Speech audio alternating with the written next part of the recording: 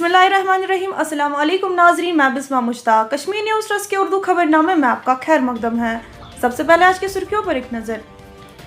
18 माह बाद तालीमी इदारे खुल गए, 9वीं से 12वीं जमात के तौलाब की स्कूलों में हाजिरी। संजय सराफ ने सनाती पॉलिसी का किया खैर मकदम। PDD आर्जी मुलाजिमीन का एहतजाज पुलिस ने किया मुंतशिर। सेरिकल्चर डेलीवेटरों ने आज किया तनख्वाहों की वागुजरी का मुतालबा। लेते हैं आप एक छोटा सा ब्रेक के बाद होंगे फिर से हाजिर। जम्मू कश्मीर इंडस्ट्रीज लिमिटेड की खुसूसी पेशकश। Silk factory Rajbagh, government woollen mills Bemina, joinery mills Pampore और बरी ब्राह्मणा जम्मू में तैयार करदा दिलफरेब, खूबसूरत और दिलकश मसनूआत। एक्सपीरियंस सेंटर कम सेल्स आउटलेट्स शहीदी चौक जम्मू, राजबाग शोरों में दस्तियाब। सार्फिन अपनी मनपसंद ऐशा की खरीदारी मुनासिब कीमतों पर कर सकते हैं। हर रंग व हर डिजाइन में दस्तियाब, ज़ेबाइश व आराइश से भरपूर। आइए मौके का फायदा उठाए और मौसमी सरमा में नरम, मुलायम और खूबसूरत ऊनी कपड़ों और दीगर मसनूआत की खरीदारी करें।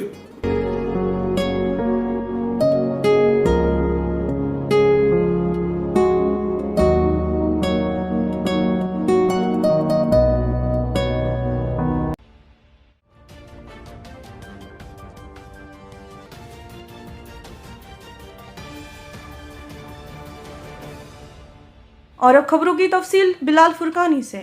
शुक्रिया बिस्मा मुश्ताक। उर्दू खबरनामे में अब बाकी खबरों की तफसील। और आज की सबसे बड़ी ये खबर कि 18 माह बाद यहाँ पर जम्मू कश्मीर में स्कूल खुल गए और 9वीं जमात से लेकर 12वीं जमात तक के तुलाब ने आज स्कूल में हाजिरी दी। और ये बड़ा लम्हा था आज वालिदीन के लिए और तुलाब के लिए। पुराने दोस्तों से एक बार फिर वो मिल गए। हालांकि गवर्नमेंट ने और सरकारी सतह पर मयारी अमलियाती तरीक़ेकार को अपनाया गया था। सैनिटाइजर्स का इस्तेमाल वहाँ पे किया गया था, साबुन दस्तयाब रखी गई थी और सरकारी सतह पर जितने भी SOPs या मयारी अमलियाती तरीक़ेकार का पहले ही जो इतलाक किया गया है और जिनका ऐलान और जिनकी निशानदी की गई है वो स्कूलों में देखने को मिले। बड़े पैमाने पर आज तुलाब जोक दर जोक स्कूलों की तरफ रवाना होते देखे गए। और 18 माह बाद जम्मू कश्मीर में कोरोना वायरस की वजह से पहले ही स्कूल बंद हुए थे और उसमें बाद में लॉकडाउन की वजह से मुसलसल स्कूल बंद थे और फिर ऑनलाइन क्लासेस शुरू हुए थे। और आज 18 माह बाद फिर से एक बार जम्मू कश्मीर में स्कूल खुल गए। 8 मार्च को यकम जमात से 8वीं जमात तक के लिए बच्चों की जो तुलाब है उनके लिए स्कूल खोल दिए जाएंगे। मेरा नाम ताबीना महराज है, मैं 10th क्लास में पढ़ती हूँ। हम लोग आज बहुत टाइम के बाद स्कूल आए, या मैं बहुत अच्छा फील हो रहा है कि हम लोग बहुत टाइम के बाद स्कूल आए हैं आज। कोविड में बंद रही स्कूल और ऑनलाइन क्लास भी हो रही थी, तो कितना फ़र्क लगता है आपको ऑनलाइन और ऑफलाइन क्लास? ऑफलाइन क्लासेस में बहुत ज़्यादा फ़र्क है ऑनलाइन क्लासेस से। जैसे हमारा 2G नेट था तो हम लोग नहीं उतना ये यूज़ कर सकते थे। अगर टीचर लीव होता था तो वो एंटर ही नहीं कर पाता था। अगर स्टूडेंट लीव होता था तो एंटर करता, लेकिन फिर वह वापस लीव होता, मतलब वो पूरे तरीके से नहीं होता था। अगर 4G होता तो हम लोग कहते नहीं यार अब ठीक ठाक है, ये भी चल रहा है। टीचर्स तब अगर हम लोग टीचर वीडियो ऑन रखता, लेकिन हम लोग पीछे से पता ही नहीं क्या करते होते, आधे पढ़ रहे होते, आधे गेम खेल रहे होते, क्या कर रहे होते ये टीचर्स को पता नहीं होता था। ये बताएं हमें कि कोविड प्रोटोकॉल है, तो आपको यहाँ पर पूरी तरह से कोविड प्रोटोकॉल मिला? हाँ, यहाँ पे बहुत मतलब अच्छे तरीके से हमें मिला, क्यों यहाँ पे पहले सोशल डिस्टेंसिंग, फिर hand sanitiser and body temperature हमारा चेक किया गया। जिनका ठीक है उनको ही एंटर कर रहे हैं और जिनका नहीं उनको वापस घर भेज रहे हैं। कैसी एक्साइटमेंट है क्योंकि बहुत टाइम के बाद आप स्कूल आ रहे हो? बहुत अच्छा एक्साइटेड है हम लोग आज। देखो, आपको पता है लॉकडाउन के बाद किस तरह यहाँ पे मॉल्स, यहाँ पे मार्केट्स और बाकी जगह खुलने लगी, क्योंकि ये 5th फेज़ है मेरे ख्याल से। कि अब ये कोविड का जो है ये पहले फेज़ थे जिसमें भी बिल्कुल हम लोग अंदर रहते थे, लेकिन अब बहुत हद तक इसको कंट्रोल हो गया है। और दूसरी बात है, हमारी जो कोविड के SOPs है उनको हम पूरी तरह से फॉलो कर रहे हैं। हमारे पास सैनिटाइज़र से आप ये दे सकते हो, सैनिटाइज़र है पूरा, यहाँ पे सोशल डिस्टेंसिंग है, यहाँ पे मास्क से हमें अपने स्कूल के, क्योंकि आपको पता है गवर्नमेंट स्कूल है, यहाँ पे कुछ बच्चों को मास्क नहीं होता है और पूरा स्कूल जो है फ्यूमिगेशन हुई है, सैनिटाइज हुआ है। तो और एरिया भी हमारा माशाल्लाह माशाल्लाह बहुत खुला है, तो उस तरह से नहीं है। और दूसरी बात है, आप देखो कोचिंग सेंटर्स भी खुल रहे हैं, तो आप खुद देख सकते हैं वहाँ पर कैसा है। लेकिन उस हिसाब से हमारे स्कूल में जिस तरह से हमें इस वक्त क्लास शुरू करने, हम पूरी तरह से तैयारी के साथ है कि हम अच्छी तरह इसको चला सकते हैं। हमारी तरफ से कोई कोताही नहीं है, ना बच्चों की, क्योंकि हमें 1 महीने से बच्चों को व्हाट्सएप पे और ऑनलाइन के थ्रू ये चीज़ें इनके बारे में अवेयरनेस करते रहे हैं। और आपने खुद भी ऑब्ज़र्व किया कि यहाँ पे कैसा है, आप खुद भी बोल सकते हैं कि ये यहाँ पे हम लोग मतलब यहीं पर नहीं, हर स्कूल इस पोजीशन में है कि हम क्लासेस माशाल्लाह इंशाल्लाह चला सकते हैं। वो आपने देखा हमारे यहाँ पर थर्मल स्कैनिंग होता है, जो भी बच्चा होता है उसका टेम्परेचर चेक किया जाता है। और वहाँ पे क्लासेस में भी आप देखो बच्चे तो बिल्कुल थिन है, वहाँ पर भी हम बच्चों को टीचर पूरा देखता है और बच्चे आपस में भी एक दूसरे का इनको मालूम है किसको क्या है, उसका भी पूरा नज़र। और यहाँ पर एक आइसोलेशन रूम अलग है, जिसमें अगर हमें थोड़ा सा भी इशारा लगे कि बच्चे में कुछ है, उसको हम अलग देंगे, उसको हम यहाँ पर पूरा वो जांच करवा सकते हैं। हमें मेडिकल टीम के साथ बात की हुई है, हमारे कोई परेशानी नहीं, एक कॉल पे हमारे यहाँ पे मेडिकल टीम आ सकता है। जो बच्चे अभी भी डर रहे हैं।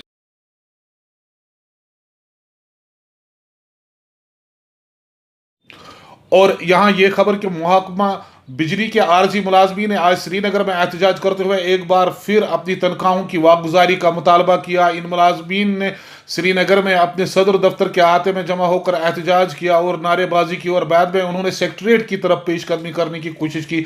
इस मौके पर वहाँ पे पहले से मौजूद पुलिस एहलकारों ने उनकी पेशकदमी को रोकते हुए उन्हें मुंतशिर करने की कोशिश की और वहाँ पे मखासमत मज़ामत भी देखने को मिली।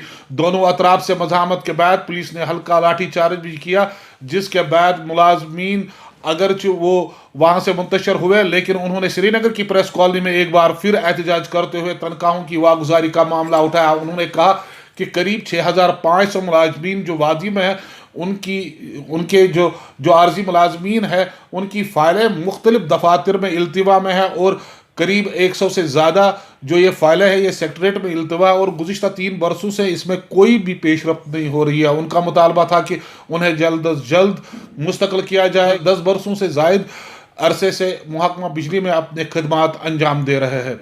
मैं मोहम्मद अदीर वानी, spokes person all JNK PDL TDL electrical employees union, जो कि रिप्रेजेंट करती है PDD के तमाम डेली वेजर्स को। आज हमारा जो एहतजाज था इसलिए था कि पिछली बार जो 14 जनवरी को हमने हड़ताल ली थी, तो चीफ साहब ने हमसे कुछ वादे किए थे जो कि उन्होंने पूरे नहीं किए। उसके बरक्स हमें सड़कों पे आने के लिए मजबूर कर दिया गया। जैसे कि आप अभी देख पा रहे हो, बाहर जो हमारे भाई बैठे हैं उन पे भी लाठी चार्ज हुआ है, उनको भी शदीद ज़दकोफ्त किया गया है।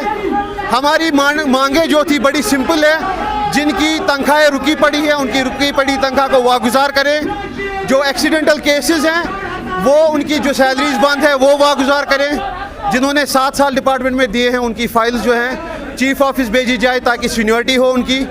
जो हमारा केस सिविल सेक्रेटरीट में भेजा गया है, जिनकी DPC क्लियर हुई थी 14/1/2019 को, तो उसके रेगुलराइजेशन ऑर्डर जो है उजरा किए जाएं। और लोक जनशक्ति पार्टी के जम्मू कश्मीर के इंचार्ज संजय सराफ ने श्रीनगर में प्रेस कॉन्फ्रेंस के दौरान हिंद पाक के दरमियान हालिया जो सरहदी जंग बंदी माहदे पर सख्ती से इतफाक करने पर अमल दरामद करने पर इतफाक पाया गया, उसकी को खुशाइंदा करार देते हुए उन्होंने कहा कि दोनों मुल्कों को एक कदम आगे बढ़कर मजीद पेशरफ्त करनी चाहिए ताकि जम्मू कश्मीर के जो लोग हैं उन्हें मजीद राहत मिली। उनका कहना था कि जम्मू कश्मीर के उस पार इस पार लोगों को ही सबसे ज़्यादा मुश्किलात का सामना करना पड़ता है और जब दोनों मुल्कों के दरमियान कशीदगी और तनाव का माहौल कम होता है, उसका सबसे ज़्यादा फ़ायदा जम्मू कश्मीर के लोगों को ही उठाना पड़ता है।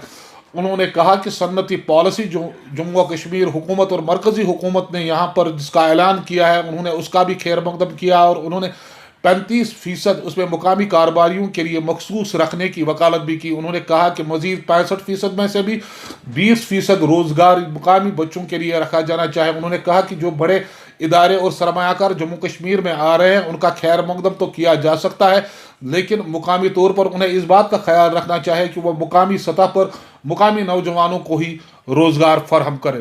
सबसे पहले जो इंडस्ट्रियल पॉलिसी जम्मू कश्मीर के लिए लाई गई है हम और हमारी पार्टी उसका स्वागत करते हैं, लेकिन उसमें हम लोग डिमांड करते हैं कि 35% इंडस्ट्रीज़ में जो भी फैसिलिटी प्रोवाइड होनी चाहिए उसमें स्पेशल रिजर्वेशन 35% होनी चाहिए हमारे युवाओं के लिए। ऐसा ना हो कि जीएसटी भी हम लोग फ्री दे रहे हैं, रिलैक्सेशन दे रहे हैं 5 साल के लिए, टैक्सेशन भी रिलैक्स कर रहे हैं, उसके साथ में लैंड की रेट्स भी बहुत कम इस पर दे रहे हैं, और उसके बाद में भी अगर मेरे यूथ को, नौजवान को कुछ नहीं मिला तो मेरे को नहीं लगता है फिर वो इंडस्ट्रियल पॉलिसी मेरे लिए बेनिफिशियल है। वो इंडस्ट्रियल पॉलिसी को हम ताहे दिल से वेलकम कर रहे हैं, और जो 65% जो 35 के बगैर 65% दूसरा वाला हिस्सा है जो बिग हाउसेस है, हम उसका स्वागत कर रहे हैं। उसके साथ ये भी चाहते हैं जितने भी बिग हाउसेस हमारे जम्मू कश्मीर में आ जाए उसमें भी 20% रिजर्वेशन हमारे यूथ्स के लिए, नौजवानों के लिए है, जो रोजगार में उनको एम्प्लॉयमेंट के पैकेजेस उसमें मिलने चाहिए। अदरवाइज वो लोग सब इंजीनियर्स वहीं से लेके आते हैं, वो टेक्नीशियंस वहाँ से लेके आते हैं, तो हमारे यहाँ से फैसिलिटी सब मिल जाती है, हम खुश हो जाते हैं। हमारे को 28,000 की इंडस्ट्रियल पॉलिसी मिल गई, लेकिन जो मेरे 4.5 लाख अनएम्प्लॉयड यूथ्स है उनको ग्राउंड जीरो पर कुछ मिल नहीं रहा है। तो इसलिए हमारी ये डिमांड है, हम वेलकम भी कर रहे हैं पॉलिसी को, लेकिन गवर्नमेंट से गुजारिश भी करना चाहते हैं कि इसमें इन्वॉल्वमेंट हमारे यूथ की, हमारे बिजनेस सेक्टर्स की, हमारे जो छोटे नौजवान हैं जो बिजनेस में इन्वॉल्व हो चुके हैं उनको भी प्रेफरेंस दी जाए, उनके लिए प्रॉपर रिजर्वेशन रखी जाए। और अब ये खबर कि सेरीकल्चर के आरजी मुलाजिमीन ने भी श्रीनगर में एहतजाज करते हुए तनख्वाहों की वागुजारी का मुतालबा किया। उन्होंने कहा कि वो अरसे दराज से तनख्वाहों की वागुजारी का मुतालबा कर रहे हैं, लेकिन हुकाम उनकी तरह कोई भी तवज्जो नहीं दे रहे हैं। उन्होंने कहा कि अगरचे साल में 12 माह होते हैं, लेकिन उन्हें सिर्फ 3 या 4 माह की तनख्वाहें वागुजार की जाती है, और बाकी तनख्वाहों के लिए उन्हें हमेशा अपनी फरियाद एहतजाज के तौर पर दर्ज करनी पड़ती है, तभी जाके कहीं उन्हें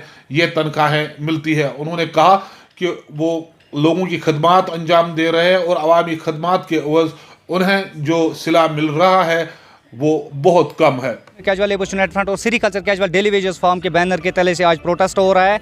रिगार्डिंग वो हमारा मेन मोटिव ये है, हम थ्रू आउट द ईयर काम कर रहे हैं, लेकिन बदकिस्मती का आलम जो हमारे करप्ट अफसरान है वो हमें through out the year wages release नहीं कर रहे हैं। वो बोलते हैं कि डिपार्टमेंट में काम नहीं है। दूसरी बात यह है, जो हमारे 3 करोड़ की बजट आती है वो हमें पता ही नहीं चलता है वो कहाँ जाते हैं। हमारे कैजुअल लेबर अभी भी 6-7 महीनों से तनख्वाह से महरूम है।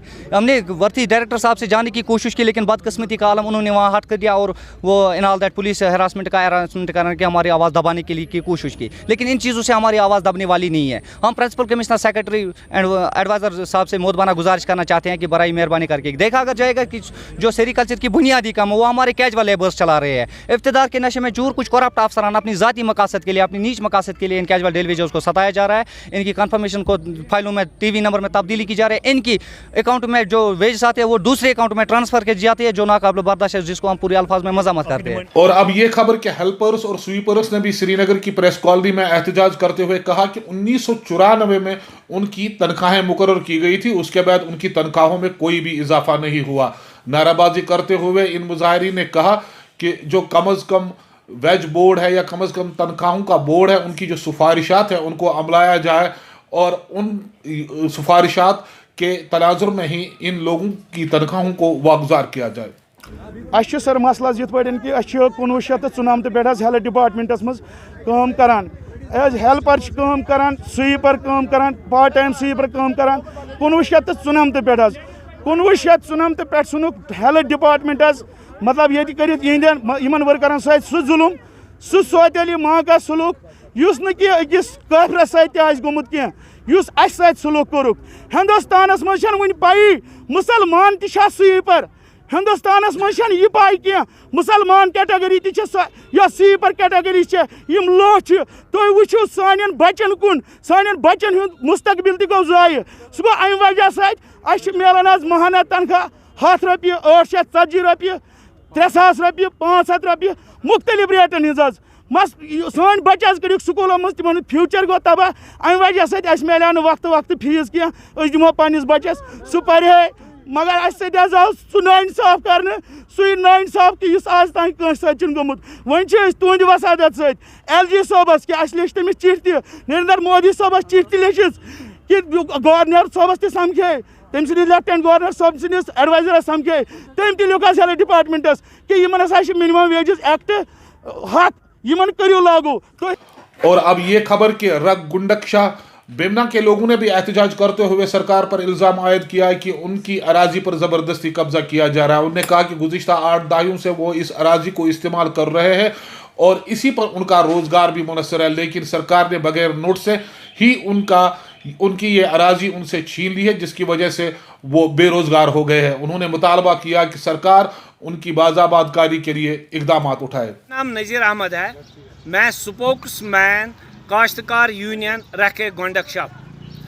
हम रखे गोंडकशा के काश्तकार यहाँ इसलिए आए हैं कि हम ये राख पिछले 70-80 सालों से काश्त कर रही है और अपना रोजी रोटी इसी से कमाते हैं।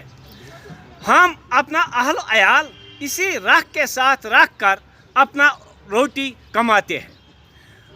आज गवर्नमेंट अचानक बगैर किसी नोटिस के हमसे ये ज़मीन छीन रहा है, जिसकी वजह से हमारी रोजी रोटी पर असर पड़ रहा है और हमें फाक कशी करने पर मजबूर हो रही है। और अब आखिर में यह खबर कि गुरेज के उम्मीदवारों ने ज़बरदस्त एहतजाज करते हुए कहा कि दर्जे 4 के इम्तहानात में उन्हें शिरकत करनी थी और उनसे बाज़ाब्ता तौर पर हवाई सर्विस के लिए उन्होंने किराया भी अदा किया था, लेकिन उन्हें बांडीपुरा में उतारा गया और बाद में जब वो श्रीनगर पहुंचे तो उस वक्त इम्तहानात शुरू हुए थे, जिसकी वजह से इम्तहानात में बैठने से कासिर रहे। इन उम्मीदवारों ने एहतजाज करते हुए सरकार से अपील की कि उनके लिए सरनव इम्तहानात के लिए इक़दाम उठाया जाए। अहमद तोलू है, मैं तुलेल से हूँ सर। हमारा एग्ज़ाम था आज SSB क्लास 4 का सर, कंडक्ट हुआ था सर। ये इसका डेट आया था 27, 28, 21 को आया था मार्च पर। तो हम तुलेल के रहने वाले, तो हमारा एग्ज़ाम वहाँ पे वेदर, आपको पता ही वेदर नहीं आता है, ठीक रहता है, तो वेदर की वजह से हमारा पेपर जो है कैंसिल हुआ था सर। तो हमारा एग्ज़ाम आने वाला था सर, अब 1 को उन्होंने रखा था। DC बांडीपुरा ने उनसे बात की थी, तो 1 को हमारा एग्ज़ाम था। तो कल क्या था, 3 दिन कंटिन्यू बारिश पड़ रही थी और बर्फ़ पड़ रही थी, तो वहाँ से लिफ्ट नहीं किया गया। तो कल मौसम क्लियर था, तो वहाँ पे लिफ्ट नहीं कराया हमें, खाली वहाँ वीडियो की जो लाश पड़ी थी उसको लिफ्ट करा दिया उन्होंने। तो आज उन्होंने बोला था आज 8 बजे आप वहाँ पहुँचना। हम 8 बजे पहुँचे, तो वहाँ से हेली हमें आती है 10:30 बजे, हमें लिफ्ट कराती है। और वहाँ से जो लेजन ऑफिसर है उसने हमें 1,000 ले लिया वहाँ से एक्स्ट्रा, बोला आपको छोड़ेंगे बादामी बाग में। तो बादामी बाग तो हमें नहीं छोड़ा, उन्होंने छोड़ा सीधे हमें लैंड कराया सनरवानी में। तो सनरवानी से हमें DC बांडीपुरा ने गाड़ियाँ 2 रखी थी, बोला आपको सीधे छानपुरा में जहाँ पे आपका सेंटर है वहाँ पे रखना है। तो उन्होंने क्या किया, हमें लेट तो हो गया, 10:30 पहुँचे, तो वहाँ पे हमें 11 बजे वहीं पहुँच गए, मतलब वहाँ सनरवानी में। तो उन्होंने क्या किया, वहाँ से लेके आए, छोड़ा हमें। हम पहले गए बांडीपुरा DC ऑफिस की, उन्होंने बोला आप जाओ आपका एग्ज़ाम लेके। हमने बात की है उनसे, तो उन्होंने क्या किया सर, हमें यहाँ पे छोड़ा। हम पहुँचे 1:30 बजे सर। 1:30 बजे हम इन हुए, तो वहाँ पे जो उनका SSB के जो चेयरमैन थे, वहाँ मतलब जो स्टूडेंट थे, उन्होंने एग्ज़ाम कंडक्ट कराया था वहाँ पे। तो वो बोलता है खाली आपका आधा घंटा है, तो आधे घंटे में आप जो जितना कर सकते हो उतना कर सकते हो। सर ये इनजस्ट नहीं है तो क्या है सर? ये थी अब तक के खबरों की तफसीलात। इंशाल्लाह कल एक और खबरनामे में आपसे मिलेंगे, तब तक आप अपना ख्याल रखिएगा। खुदा हाफिज़।